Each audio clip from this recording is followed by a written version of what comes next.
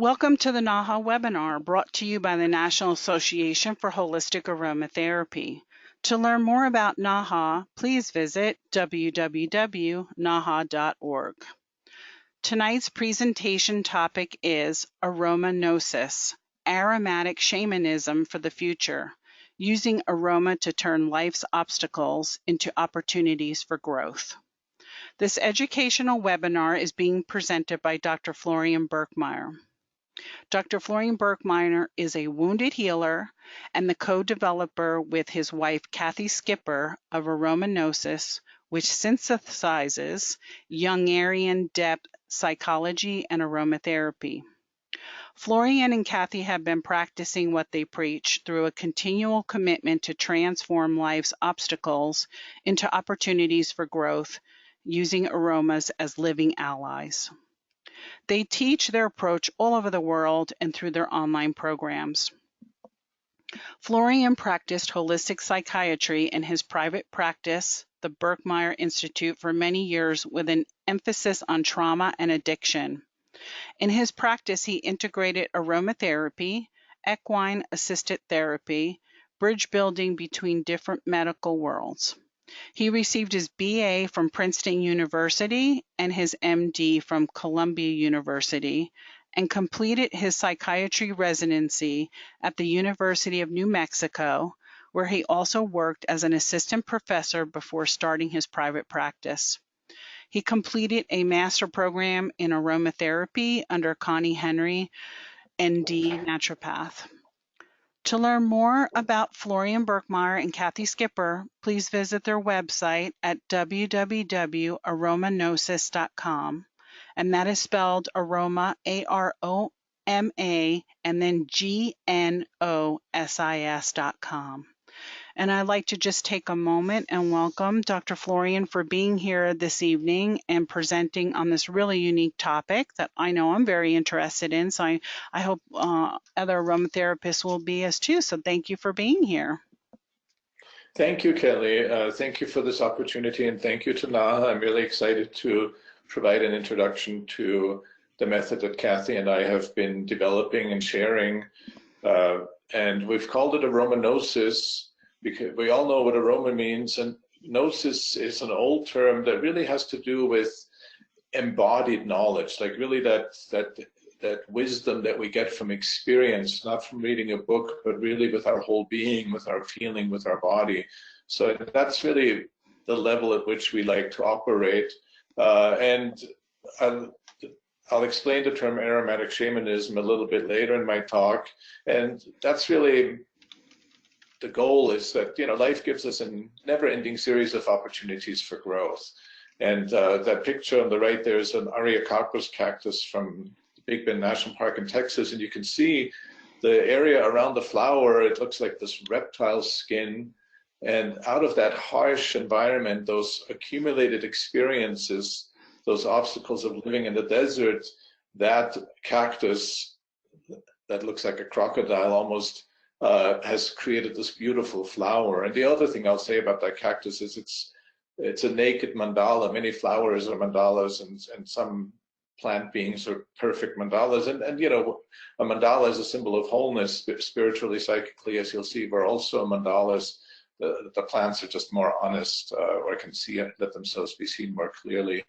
So just quickly, by the end of this presentation, and maybe you already know this, but for me, soul healing is really central to all healing, and we'll talk about what that means.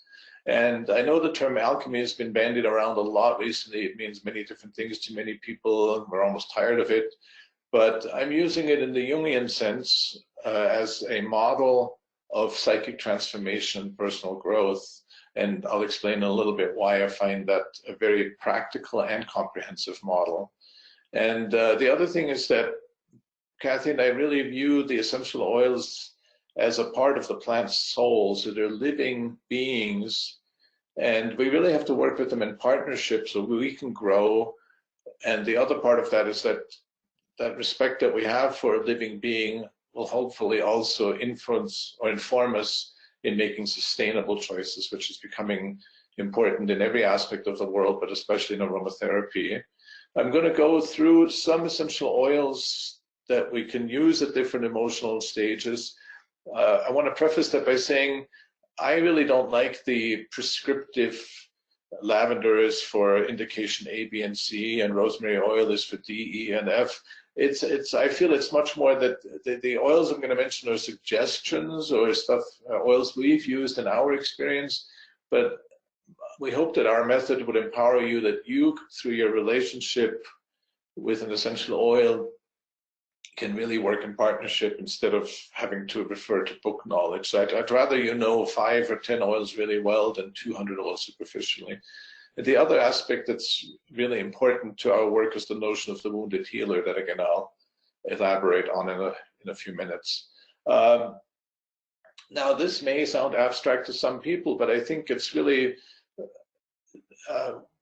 if I had to use one word why we do what we do, it's to help people reconnect to themselves and nature. I guess that's 4 words. So I think we all know people with common problems, people who are chronically dissociated, who always live in their mind and their intellect, and you know, they're talking and they may know a lot, but nothing ever changes in their life, and that can be very sad and frustrating. And the other thing is that people who really don't know how to handle negative emotions. You know, I remember when I was a psychiatry intern, I saw a client in the hallway and I was like, how are you feeling? And she was like, oh, I need more medication. I'm still feeling something. And back then, that was almost 20 years ago, I realized the goal of helping people with emotional problems isn't to cover it up, isn't to blanket it, but to help us to restore the natural flow of emotions. And many people stop that and they will suppress it through all sorts of methods. And then sometimes, because emotions are so powerful, they explode uncontrollably.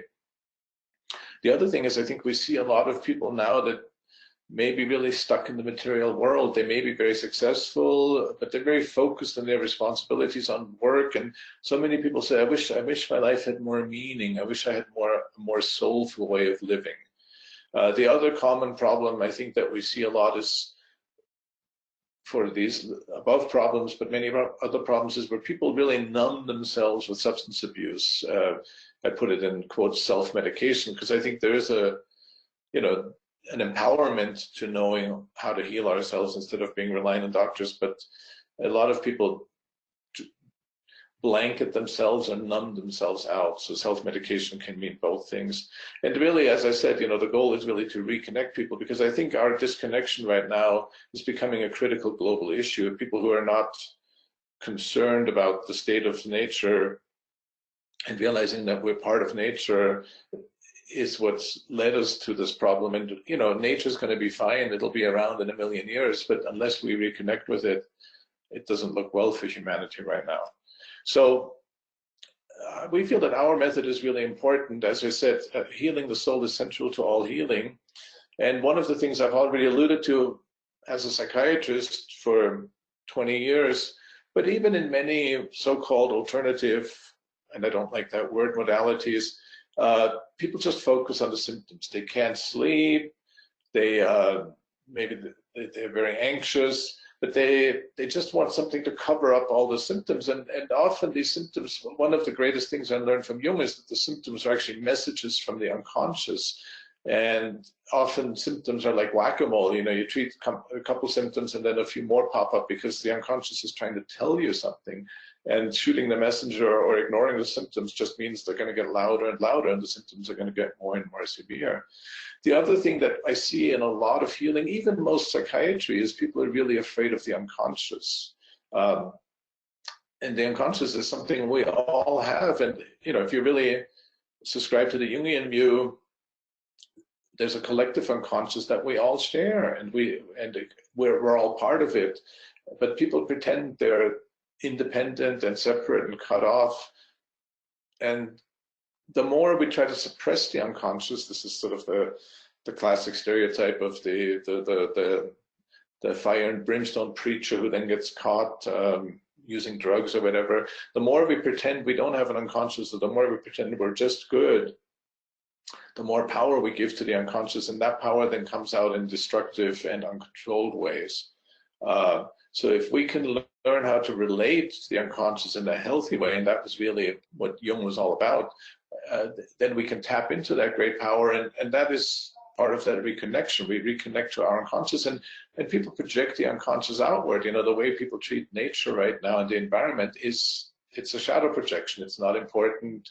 We can exploit it. There's nothing, no inherent value. People do it to each other, you know, groups of people.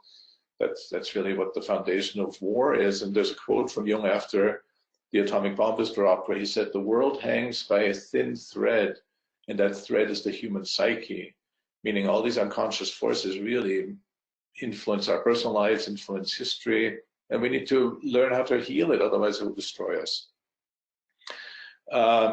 The other thing I think that's really important is that any method that we propose is practical and coherent, so that there's an internal logic and system and something comprehensive about it, but it can't be so out there and so overwhelmingly complicated. It has to be practical.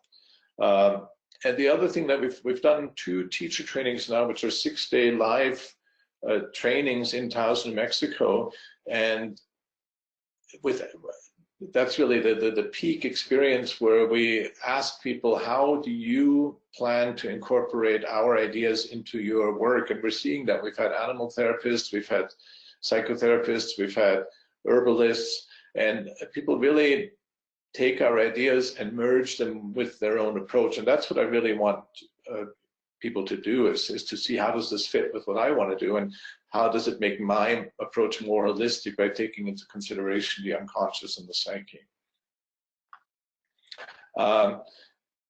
I think I've said a lot of these things already. The current challenges are that most of the time when people use essential oils, they're really mimicking psychiatry or allopathic medicine. It's just symptom relief. And what I learned in psychiatry is often that the reason that a psychiatrist or someone who can prescribe medications will give a patient some, let's say, Xanax for anxiety, is because they are anxious about what the patient is feeling. So they're really medicating themselves. They don't want to take that emotional responsibility, if you will, instead of sitting with the client and saying, I honor the process you're going through. How can I support you in this process? It's more like, I don't want to be bothered. Shut up and take your pills. The other frustration I've already alluded to is even people that talk about the psychoactive effects of essential oils, there's rarely a coherent system. And the other thing that I see a lot in both, again, aromatherapy and other quote-unquote alternative practices, and in mainstream conventional allopathic medicine, psychiatry, is there's this perception that the doctor or the provider has to be perfect and has to be know everything. And if we do not, as healers, if we do not work on ourselves, then we actually keep the patient trapped in a disempowered patient role, because we're unconsciously asking them to take that role on. Even if they, look up to us, we have to give the responsibility back to them. Otherwise, we keep them trapped. And there's this quote by Jung: if the wounded healer doesn't work on themselves, they become the wounded wounder. And that's a quote that's haunted me for a long time. The other reason, or the other challenge right now in the aromatherapy world, is really sustainability. As you all know, massive amounts of plant raw material are required to produce minuscule amounts of oil. And that's having an impact both on wild species and cultivated species. And people are using more and more oils. Like it's almost like this bulimia, like an over appetite. And I think these are the living, as I said, the living soul, a part of the living soul of the plant. We shouldn't be using them in this excessive way because they're living beings. So that's another theme that's going to be weaving through my talk. So I already mentioned this, that the essential oil is a living embodiment of the soul. And so it is not a list of molecules and a list of indications of what these molecules do. Yes, that's knowledge that people have come up with that is often helpful on a superficial way, but the oils have so much more to teach us. They can really be allies and teachers. Now, not oils can do this. I smell a lot of oils. I've smelled a lot of oils over the years, and 90% of oils smell really nice. Well, many of them don't smell that nice, but let's take really good ones. They smell really nice, but they often feel dead. Like they smell nice and you feel it, but they don't touch your heart. They don't give you that feeling inside, that opening, that recognition. And that aliveness, the alchemists use the term viriditas, which means Latin for the greenness. And it's also a term that Hildegard von Bingen, who was a German abbotess and famous herbalist in the 12th century, she used that. And that's, in a way, Hildegard von Bingen said, it's because both plants and humans grow, that's why we can heal each other, because it's that greening, that becoming in which we support each other. And in order to do that, and I'll talk about it a little bit more later, we have to communicate with the essential oil in an intuitive way, which is a method, again, that's very practical. Kathy learned it in France from her teacher, who learned it from African medicine men, and we have an online class just focused on that called Intuitive Plant Communication.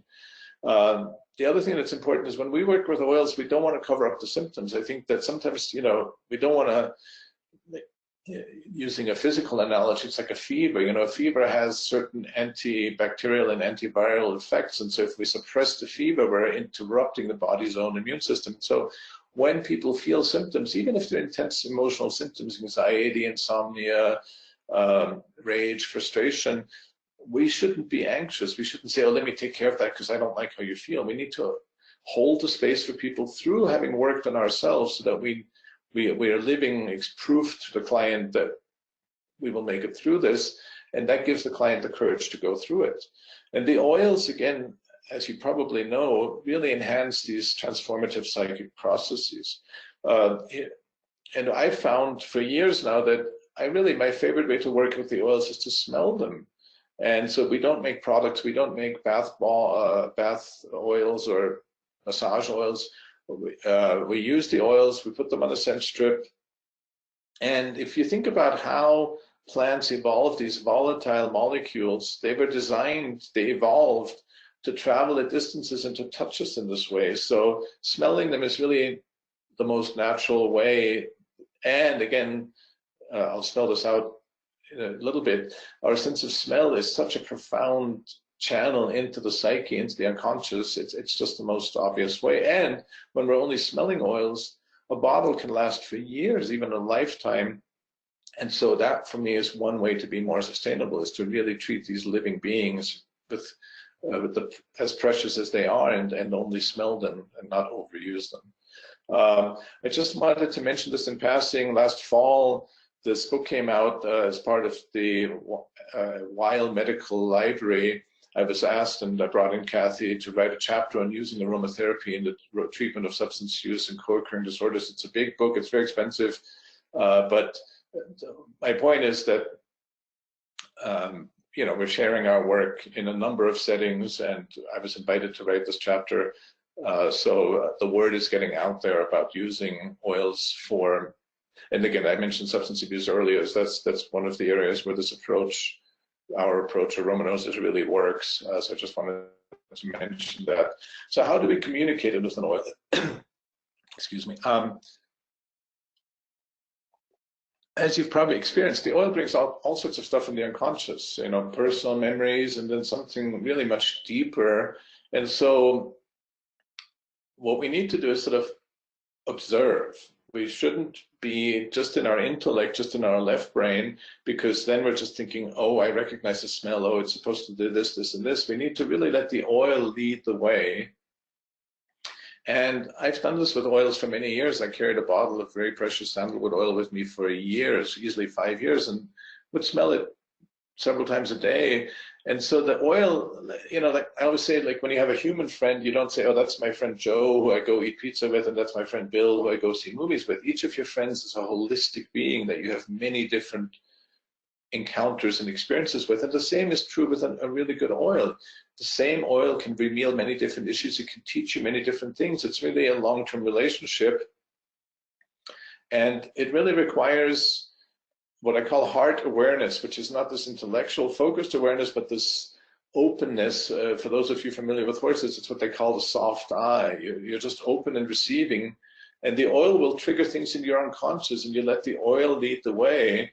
And so that's why it's really important not to let the ego intellect say, oh, I know what's going on here, with preconceived ideas. Just a little bit more about why aroma is so powerful in the psyche, and I'm sure you know all this, but our sense of scent, some people claim, can discern 1 trillion different scents. And, you know, that makes sense. And it's just this very sophisticated way of communicating. And that's, I think, why plants evolved volatile aromatic molecules, to communicate with each other, but also to communicate with other species. And to show how important this is, we have over 900 genes in our genetic code coding for olfactory receptors. I mean, that's a huge amount. That's a lot more than for many of our vital functions. And what I say is, you know, we have 26 letters in the English alphabet. If each of these olfactory receptors was a letter in an alphabet, imagine the poetry you could write with 900 different letters. And the other thing that I was just been reading recently, it's not on the slide, but many organisms, both mammals, of course, as humans, and even reptiles, we have more than one olfactory system. It's not, we don't just smell with our nose. As humans, our trigeminal nerve, which is one of the nerves in our face, also perceives scent. And of course, we have olfactory receptors, not just in our nose, but in literally every organ of our body. Going back to the psyche, as we know, scents cause profound changes. One of them is that it's the only sense that goes directly into an old part of the brain called the limbic system. All the other senses are filtered through something called the thalamus. The reason you're not feeling the clothes on your skin right now is because the thalamus filters that out, and your eyes really only see what your brain tells them to see. Scent goes right into the limbic system. It doesn't go through this filter, and that's why people have this profound experience. Again, a little detail here, and I don't want to get into it too much, but the default mode network is what our brain does when it's not doing anything in particular. And that, you know, when you're driving on a road where you've driven 100 times, or when you're just sort of doing something very routine. And the default network actually has several interesting functions. It causes very quick judgments. So I think a lot of prejudices in the default mode network, and often the sort of the negative self-talk, and you can read up on that, but there's actually at least 2 studies I found where aromas disrupt the default mode network. So if we want to get out of our habitual unconscious patterns, there's actually studies showing that scents are very good for that. As I mentioned already, aromas really can touch us in the unconscious and really remind us of heart awareness. You know, it's easy when we get triggered by life to be pulled into unconsciousness, to go into habitual patterns, into negative thought patterns. The Jungian or psychoanalytic terminology is to be in a complex. It's sort of like another program, like a computer virus takes over, and it's usually triggered by stress or trauma. And the way to become aware of that, of course, people with mindfulness meditation have shown that disrupts it. And again, smelling a smell is a great way of disrupting that habitual unconscious pattern. And one reason that's important is because we need to feel to heal. We can't just say, oh, healing is not a left brain process. More on those thoughts. Again, one reason it's important to connect with the unconscious in this holistic way and be a recipient with the heart awareness, letting the smells lead the way, is because the unconscious doesn't send you an email when, you cannot directly perceive what's unconscious, which is why we call it the unconscious. The other thing I already mentioned is that we really, the function of feelings is to feel them, is to transform, is to go through us. So by the awareness, the heart awareness that the aromas bring us, by an awareness of the flavors of the different stages that I'll describe, that should empower us. And then when we've gone through it ourselves, we can sit with our clients as they go through these difficult feelings. So they go through them. And that's really what the shamanic part is. I mean, there's many aspects to it, but, working with the aroma, the plant spirit as an ally, that's an aspect of shamanism. The other shamanic aspect is that we're not covering up symptoms. We're really going through the journey. And that's why I say that the symptoms that bother us, life's obstacles, are no longer than the target and the end of it, but they become stepping stones to growth, because underneath every symptom is greater awareness and greater insight into ourselves. So that's how our symptoms become our stepping stones to growth. Again, we use the aromas to journey inside. In shamanic traditions, there's all different ways of doing that, with drumming, with psychoactive plants, with dancing, with all sorts of methods. because the unconscious realms, as I said earlier, the collective unconscious is much bigger than us. And by recognizing these natural processes that the unconscious and the feelings put us through, we don't disconnect from them, we don't disconnect from us, and then the natural process can be restored and healing can happen. I already mentioned that aromas are living allies. And that's really, there's this beautiful quote by Jung where he said, "I'd rather be whole than good." I think so many people, when we just live in our intellect, when we just live in our consciousness, we've cut off parts of ourselves. And by retrieving them through this shamanic journey inside ourselves, we become whole. And one way in which we become whole is what Jung called our personal myth. You know, in this oversimplified version, in the old days, people had shared myths. If you look at the Egyptian cosmology or the Egyptian gods or the Greek gods, everybody believed more or less the same thing. In this day and age, we don't have to all believe the same thing, but we need to have something that sparks us. And Jung called it, the other name for it was individuation, which is the journey of the little ego self to the self with the capital S. And sort of the individuation is sort of the blueprint, but personal myth is, or the recipe, let's say, and then personal myth is what the food is that you cook for yourself. What is it that makes you continuously want to grow and evolve? And I think this is a really important concept. Again, I talked about we have to feel these challenging feelings. There's another quote by Jung: "We become enlightened not by imagining figures of light, but by working through the darkness." And I'm sure you all know people that say, "Oh, you know, I never have to be upset again if I follow this method, or if I do that method, then all my troubles will be over." Well, we all know that life continues to give us challenges, and that's how we grow. And so we need to work through that darkness. And that's where alchemy is really a helpful model for understanding that darkness inside of us, and then the essential oils are our allies to help us through them.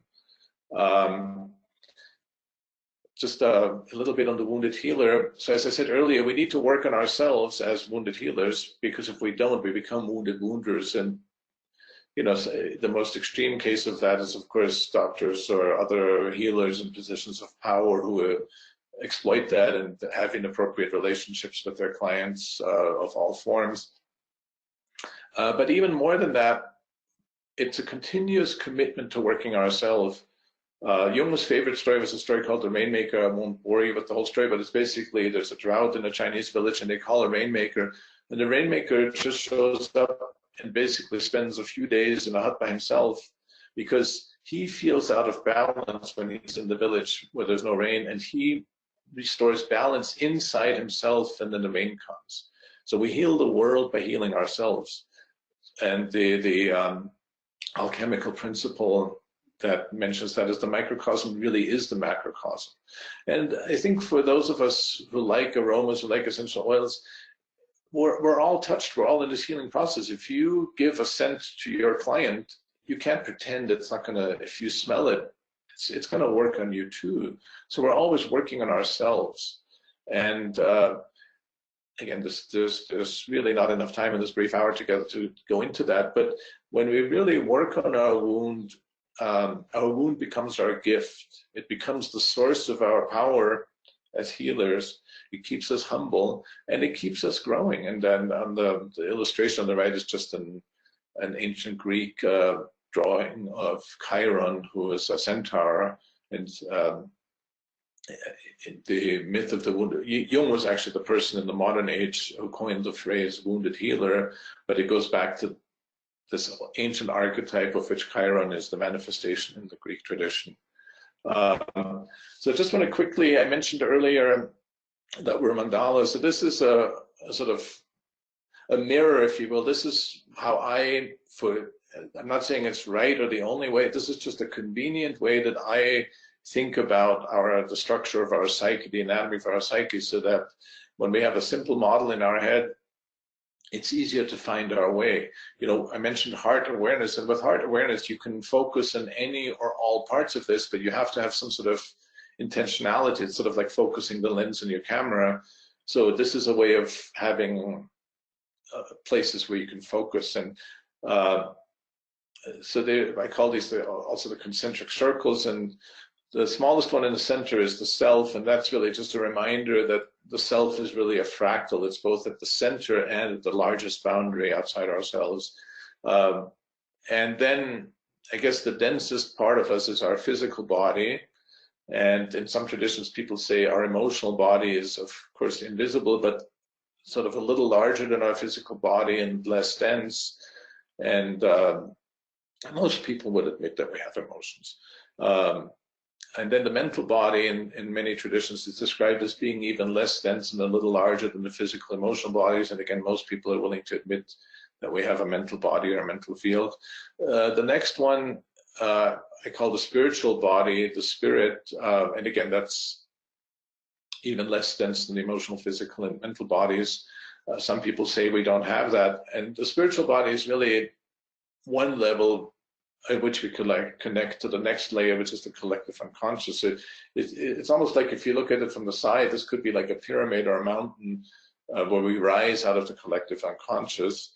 And then the largest layer is really the self with a capital S, which is the Jungian term for sort of the divine or universal self, which is what we try to become more and more aware of. And most people in ego consciousness, you see it's a dashed line on top because it's actually not a stable thing. It's constantly shifting. You know, for people who think that the ego is conscious, and continuous, my question is, well, where does your ego go when you go to sleep at night? It's really like a program that comes and goes, but we get tricked into thinking it's all there is. So that's why I made it gray, because it sort of blinds us to the bigger picture. And in the ego consciousness, people, of course, have usually an awareness that they have a physical body. Some of them have an awareness that there's an emotional body and mental body, and the lines may be a little large there, but people also think some people are willing to admit that they have a spiritual body. But so the journey is really to make that small circle larger and larger and less gray, so that we become more and more aware of who we truly are. That's really, that expansion of the circle is really our personal myth. Now again, alchemy has gotten a lot of publicity recently, but everybody uses the word, it sounds cool, and many different things. We use it strictly in the Jungian sense. Jung was fascinated by alchemical texts and realized that the alchemists, because they really didn't know any physics or chemistry, were projecting their unconscious onto the matter they were studying. And so because hundreds of them did this over the centuries, it's more objective because they didn't know each other's work, so they were each writing down what was coming from their unconscious. And Jung spent 30 years decoding that and realizing that the alchemical processes were really representations of the processes the unconscious psyche goes through naturally. And so one reason this model seems more valid to me is because it's actually directly from the unconscious. It's not Freud's arbitrary model, which Freud himself was willing to admit was arbitrary, or all sorts of ego intellectual models. This is what the unconscious gave us through the alchemical writings, through the gift of Jung decoding it. And the idea is, again, that by being aware of it, instead of being afraid of it and trying to avoid it, we can go through it consciously, so the alchemical stage doesn't completely destroy us, but helps us grow. It's like cooking. If you put the food right on the stove, it's going to burn and go everywhere. So in a way, the heart awareness is the alchemical vessel. It's like the pot that you cook your dinner in, because you want to have dinner and not have a mess in your kitchen. And again, it's all about process and transformation. We're not just covering up static symptoms that never change. So I just want to quickly give you an overview of the different alchemical stages. And for those of you who are familiar with distillation or have done distillation, the alchemical stages actually map one-to-one to distilling for essential oils and hydrosols. And in fact, the alchemists were some of the first people that made hydrosols and essential oils. Avicenna, who was a physician and also an alchemist, was the first person to make rose hydrosol in the, I want to say, 12th century. And then in the 15th century, there was a Portuguese alchemist, Raymond Lull, who was the first person to distill rosemary essential oil. So I've been interested in aromatherapy for decades. I've been interested in alchemy for over 20 years now. And really only recently did I realize they actually come from the same place. And so that's another synchronicity or a sign that it's just an overall beauty and harmony to this approach. So the first stage, and I'm sorry for the terms, I've thought about changing them, but I just want to honor the alchemists. It's calcinatio, and calcinatio, you can think of it like a calcination or like firing the clay or making quicklime. It's a fiery stage. So there's this ceremonial fire. On the left is actually from an alchemical book from the Middle Ages. There's a figure inside, the king, which is a symbol of the ego. So that's cool. And he's in a little mini sweat lodge to turn up the heat, because heat, like when we're cooking, we need to turn up the heat to transform. If you put the pan on the cold stove, or if you're distilling, if you don't turn on the heat under the boiler, you're not going to get an essential oil or hydrosol out or a dinner out on the other end. And so what are these heat, what unconsciously or psychically, what is heat? Well, it's fiery emotions. And there's a sort of pressure building up, you know, the fire is consuming the wood on the bottom right. You see the lava flowing into the ocean. The illustration on the upper right, I don't know how easy it is to see, is about that biblical story about the fourth man in the fire. So again, there's fire has been a symbol of transformation. And what does it mean?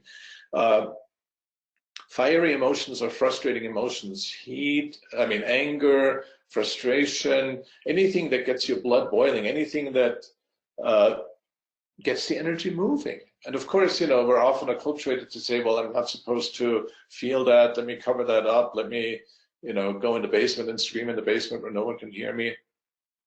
So I think a lot of people, we've taught ourselves to suppress this stage, to always be very cool and calm. You know, that's where cool comes from. But then we're not allowing this alchemical process to even start. So I think a lot of people need help really allowing that. And so the general principle to help people unblock this stage when we recognize it, when they're sort of getting angry and then maybe it peters out, or you can see they're really afraid. It's any intense emotion, really, anxiety, but it's the intensity of that emotion that's the heat of transformation, the fuel. So we generally say heating oils, oregano, thyme, winter savory, you know, they have this heating quality, and they really get the mind and the psyche going. They do that not just on a physical level, but on a psychic level too. So when you feel people stuck, when they're just like cold fish, when you know they want to change and they don't know how, really sitting with them and letting them smell the oil. And again, all they have to do is smell it, and maybe giving them a little bit to take so they can smell it several times throughout the day. And giving them permission to feel, to say, yeah, this is intense and I honor your journey because this is what you need to do to get to the next stage. That's really the general principle, where the oils ease along the stages. Now, rarely, sometimes I think people can be in such an intense, angry or frustrated stage that you really think they're gonna burn up, they might go crazy. So it's a bit of a judgment call, and it's really, we have to be careful not to interrupt or stop the natural process, but just sort of maybe tone it down a little bit. Again, like you don't want to burn the food, you don't want to extinguish the flame of transformation, but you want to, maybe if people are just struggling, use some cooling oils. Now, something that's in general very cooling are hydrosols. Of course, some are more cooling than others. One cooling oil that I like a lot is tulsi or holy basil. And I'm realizing I have to move along more quickly. So I hope you get just a taste of the calcinatio stage. Now, the next stage is called solutio, which you can already see. It has the same root as the word solution. And this has to do with dissolving. And think about what happens when you get really mad or really upset. You know, you reach that crescendo, you reach that peak, and then usually people start crying, or there's this release, and the emotions just start flowing in tears. And so this is very watery. And again, to the ego, that can be a scary experience too. Many people say, if I start crying now, I'll never stop. And so that's why I put that on the bottom right is a 19th century painting of the story of Odysseus, who had himself tied to the mast so he could listen to the song of the sirens. So to the, especially 19th century male ego mind, that lure of the unconscious is scary. So that's, I mean, the story of Odysseus is much older. So of course that archetype, that fear of being devoured by the unconscious energies is much older. And it's true. I mean, if we don't learn how to harness or relate in harmony to the unconscious, it will devour us. You could think of these sirens as substance abuse, or any sort of any overwhelming emotion that devours you. So what are some oils that we could use, or some aromas to help this? And again, we really like hydrosols for this. Jasmine hydrosol just always opens my heart. And really, if you're in a group together, if you're teaching, or if you're doing a group healing, or even just two people, jasmine really dissolves boundaries between us, like water dissolves. A rose hydrosol is really nice. Ylang ylang essential oil. Yeah, I think you get the feeling it's these very sensuous oils, and that's, sensuality. Again, second chakra is water, sensuality, sexuality. So it's these very sensuous oils that really allow us to feel and savor feeling, and again, not just, as you know, these aromas don't just work on our mind and they work on all levels. They work on the emotional level, the physical level, the mental level, and the spiritual level. And as I said, while on the one hand, we want to facilitate this process, people can get stuck in this process. So again, I think that substance abuse, when people just always want to be high or be drunk, the joke is alcohol is the universal solvent. So that's again a pun on this stage.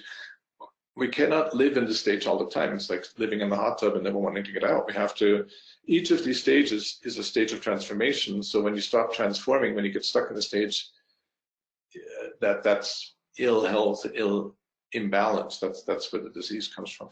So when people need to help getting out of the solutio, we really ask them to go into the next stage, which is a more drying stage. So we can talk about drying and grounding oils.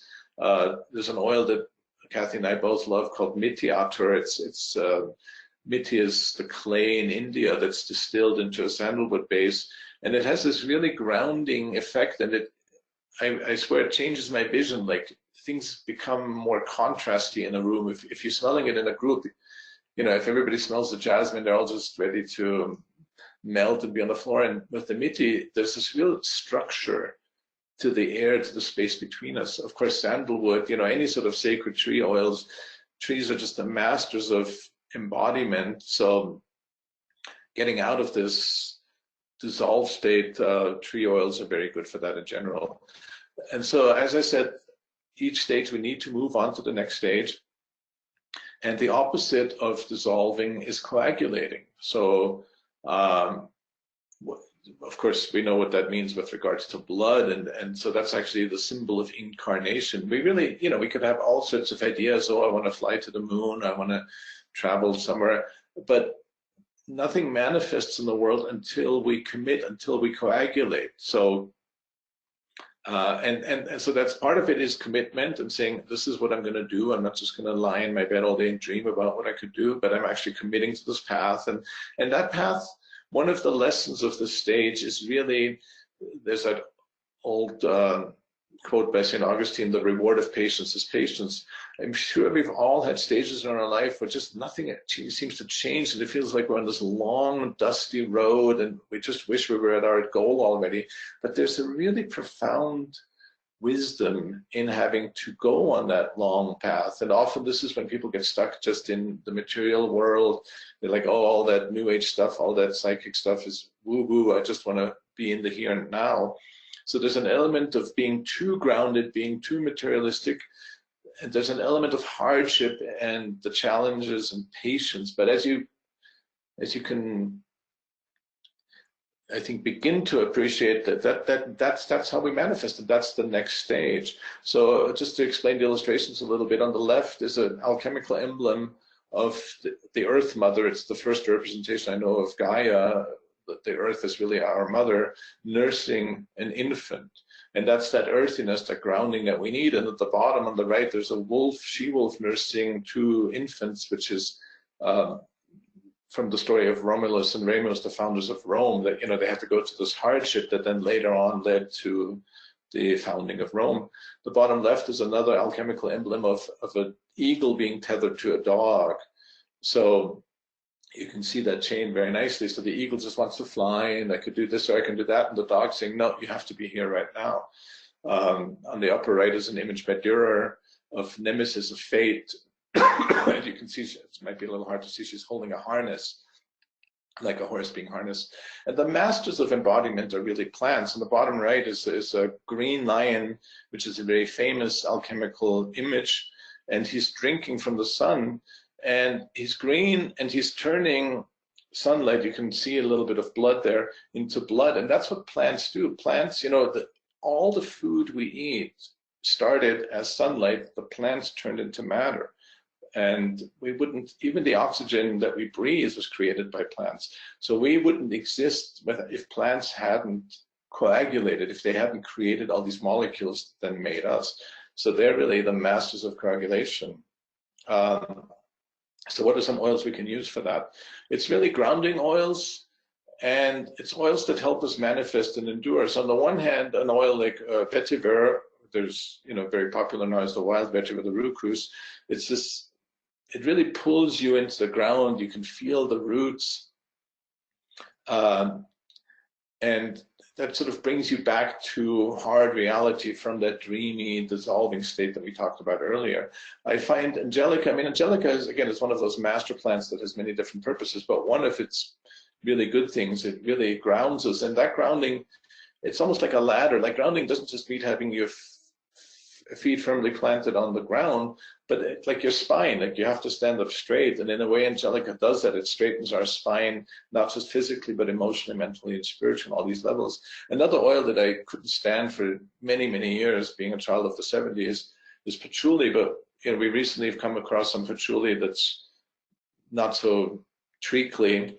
And patchouli, again, just really puts us in our body in a really nice way. So because we need to be in our body to manifest. And again, when I say in our body, it's not just in our body, it's in our emotional body, physical body, mental body, and spiritual body, so that we're not just drifting all over.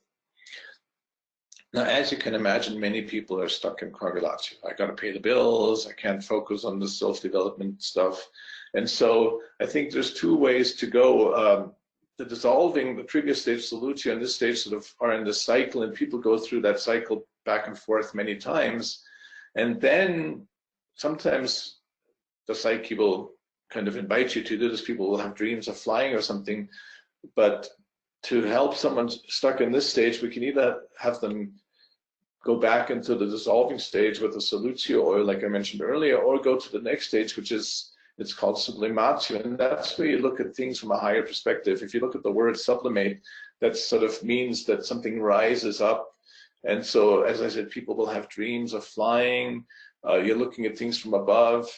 There's also on the left an Orthodox painting of St. Simon's, who spent like 20 years sitting on a pillar, and on the right is Jacob's dream of the ladder. So it's this idea that, we go through life, we get really passionate about something, or we get swept away by emotions, solutio stage, and then often we hit the hard ground of reality, the coagulation stage, and we go through the cycle, and then every once in a while we rise above and we sort of see everything we've been through from a higher perspective. And that's really what's necessary to transcend that habitual karmic pattern. So what are some oils that help us see things from a higher perspective? In general, the ketone-rich oils, one of my absolute favorites is sagebrush, which grows a lot here in New Mexico. And it's the most common plant here, and there's these vast plains where nothing but sagebrush grows, and you can really see the spirit of the sagebrush is holding up the big blue sky. Wormwood, again, high ketone. Salvia officinalis, the other sage. There's a number of sage oils, and of course, hopefully you're familiar with the cautions about sage and seizures and other side effects. But when people are really stuck, that higher perspective can be transformative. Now, the flip side of that is that, of course, a lot of people stay stuck in that stage, and that's really what dissociation is, when we're just sort of trapped in our head, and that's when we need grounding oils that we talked about previously. Now, again, these alchemical stages, even though we list them in a linear flow, they're like these, like escape rooms in a way, if you will, or these puzzles where you look at the same thing and then the perspective totally changes, like those posters that you look at and then the 3D image pops out. So the next stage, again, is when people are in the higher stage, the previous stage, when they're looking at their whole life from above, two things can happen. They can either go back into the cycle of dissolving and coagulating and just continue to do what they've been doing before, being stuck in a job, coagulatio, going out on the weekend, to get drunk. Those are the unconscious. You know, each of these alchemical stages we can go through consciously or unconsciously. But if you've looked at your life from a different perspective, from this higher perspective, and you're ready to leave it all behind. And again, these are not choices. I'm sorry for the limitations of the language. These are processes that the psyche goes through, and we can either go along with it and try to be as dignified and heart aware as possible, or again, these processes can grab us unconsciously and devour us. But the next stage is a death stage, mortificatio, like mortification. And so there's this beautiful skull. For those of you familiar with the tarot, this is usually represented by the tower, and the transformative potential of this seemingly calamitous stages in the tarot card. You can see the crown flying off the crown chakra opening. So this is a scary stage, and this is where the alchemical model is really helpful, because people often really feel like they're dying or everything's meaningless. And so if we remember that these are the hallmarks of the stage, then we're not afraid of this stage. We can go through it even though it looks like we're heading into the darkest night. And again, this is an archetypal stage. People honor this. On the left is me and a friend at the Day of the Dead celebration in Albuquerque some years ago. So, you know, death is a natural process. And this is really not death as a static process, like being put in a box underground. But it's sort of, think about when an old plant dies or a tree dies in the forest, its physical body becomes the nutrients for the new plants. And so that happens psychically too, that the parts of ourselves that psychically are really ready to be left behind, are really ready to die, become the fuel for the new. This is really where that turning life's obstacles, when we really think, oh, I've had it all, I'm done. If we remember that this is a natural process, then we can imagine that somewhere in that darkness that we feel like we're in, there is the seed of the new light. And just, again, it's a very powerful process. I forget where it came from now, but this whole phrase, to die before we actually die, that's really what enlightenment is. They're confronting the darkness instead of always seeking the light. My favorite oil for this stage used to be Palo Santo, but I've decided, based on things I learned in a class that my stepson Josh Skipper wrote about the sustainability of essential oils, as much as I love Palo Santo, and it's been an ally for years, I've committed, I cannot use it anymore because it's just not sustainable. It's critically endangered. I'll mention that another oil is one of the ancient sacred oils, spikenard, was already mentioned, you know, in the Bible, and the Egyptians used it in their death rituals. So the spikenard is very much associated with this deep transformative process. But I've also decided that because it's critically endangered, I cannot use it anymore. Some recent oils that I think might be substitutes, and I've just begun to know them. There's an oil from India called Kapur-Khatri, which is a relative of ginger lily, and it's usually the root that's distilled. There is also a ginger lily absolute of the flower, but I'm talking about the root here. And it has that sort of the light hidden in the darkness, that it reminds us of that awareness. And the other oil that, again, just discovered, and again, not sure yet, it hasn't become a long-standing friend yet, but I'm curious, is marigold. And one reason marigold in many cultures, like the Day of the Dead, is associated with death. So that aroma, I think, can help guide us through the process, which is probably why it's used in the Day of the Dead celebrations. So, you know, the joke is always, oh, death is the end, but it isn't really. Each of these stages is a transformative process. Each of these stages changes us and either unconsciously transforms us, or we can, in our heart awareness, like we're cooking the food, we can cook ourselves, we can transform ourselves. So what could possibly come after death? Well, this is a stage called Separazio, which is, I struggled with this stage for a long time. And in fact, that sense of frustration is a hallmark of that stage. So one way to explain it is on the left, that illustration is an illustration from the Egyptian Book of the Dead, where you see maybe the scales, it sort of looks like a T. So when the deceased at the gates to the afterlife comes, then Anubis, the jackal-headed god, weighs the heart of the deceased against the feather of truth, which is under his left elbow. And that's the idea that it's discernment, you know, you have to have had enough difficult experiences in your life so that your heart has some weight, so that it's not lighter than the feather, but you cannot be overwhelmed by your challenging experience, because then the heart would be too heavy. So that's really one flavor of Separazio is that you get to look at your life, everything you've been through, even the ego death you've just experienced, and it allows you to really reevaluate your life. And another way to look at it is on the bottom right is a distillation Kathy and I did a couple of years ago. And on the left is the raw material, and on the right is the hydrosol. So this is after it's been distilled. So first there's a plant, and the aromatic molecules were mixed in with the fibers of the plant and the chlorophyll, and then through the distillation we have the spent raw material and the hydrosols. It's the same molecules, we've just rearranged them. And again, psychically, that means that we've really reevaluated our life. And so the background image of the trees with the light is like you can only see the trees because of the entropy between light and shadow. So it's sort of seeing the light and shadow in your whole life, everything you've been through. And as I said, in general, we just make suggestions for oils. And, you know, if you have a deep relationship with other oils where you feel like, oh, I could use that oil for this stage, then that's what we want to empower you to do. In the Separazio stage, I have to say, I'm going to be a little more prescriptive. The best oil for this stage is labdanum or cistus. And again, we have to be careful about the quality. There's a lot of dead labdanum oils out there, but labdanum, I call it the master of the shadows. I half jokingly say you should not use this oil without supervision, without having been initiated, because you can bring stuff up from your shadow. And that's really what happens in the Separazio stage. You really become aware of sides of yourself, of shadow aspects of yourself you weren't aware of. The other oil I think that's really helpful, because it's really the oil of commitment and persistence and endurance, is galbanum. And the two of them really go together for this stage to help us really do our shadow work, reevaluate our life so we can move on. And then that leads us to the quote-unquote final stage. Now these stages are continuous, they're a continuous process. And so it's sort of like, this is when you've done the cooking and this is the meal and you're enjoying it and everything's come together perfectly. And then, you know, 6 hours later, or even less, 3 hours later, it's time to cook dinner, and the cycle starts again. But this is these experiences we have in life. It's called conjunctio, which is the Latin word for marriage, and it's really the marriage between the conscious and the unconscious. So when things come together, so I liked our drums because they're sort of these mandala shapes again. On the left, you've got this beautiful, that's the final card of the major arcana of the toroidal world, where it all comes together, and things all coming together usually have to do with a circle in 4 parts. So on the bottom left, you see Francome's reference graph. The reason that really speaks to us is because it has that hidden symmetry of the conjunctio. On the bottom right is the medicine wheel. Again, these things of 4 parts and circles, these mandalas, are the psyche's language of completeness and wholeness.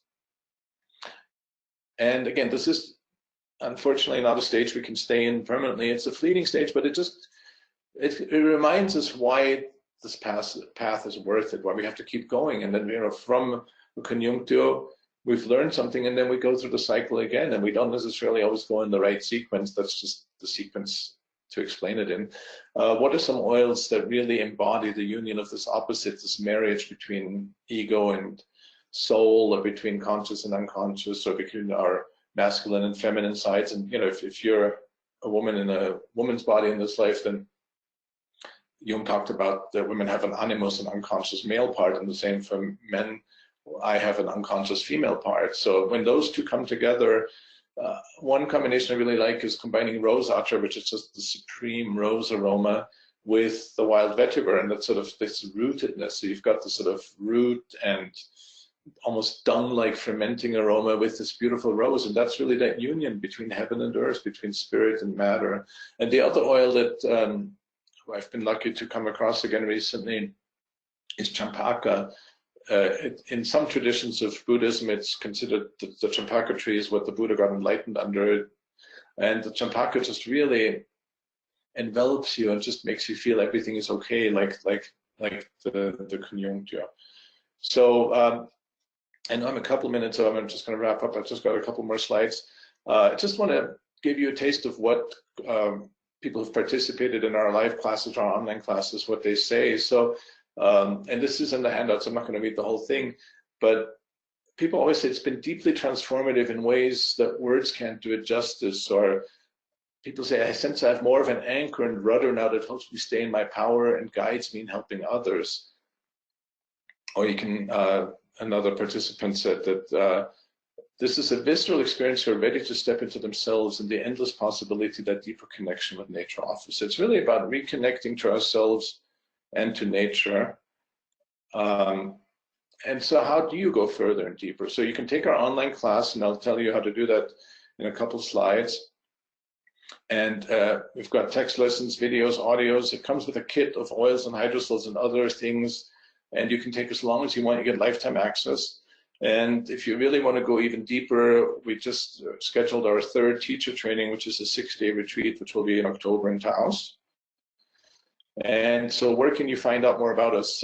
As Kelly mentioned, aromagnosis.com. There's no www at the beginning.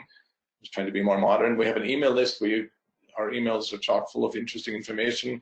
You'll see our online classes. I mentioned the plant communication class already. I also mentioned John's class, Comprehensive Guide to Buying Essential Oil, which is really,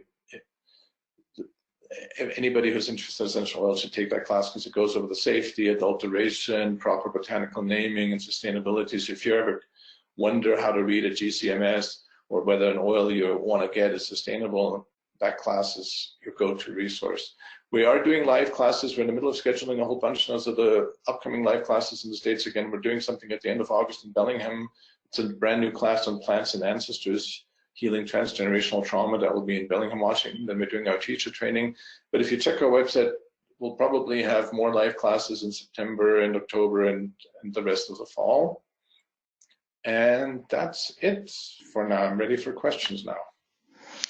Well, thank you so much, Florian. That was really, really wonderful. I really enjoyed listening to it, and I'm going to enjoy continuing my studies with you and Kathy. And we're excited to know that Kathy will be giving our webinar next month. So thank you so much for being here and talking on this interesting, unique topic that I think many will be attracted to, like I know I am. So thank you. Thank you, Kelly.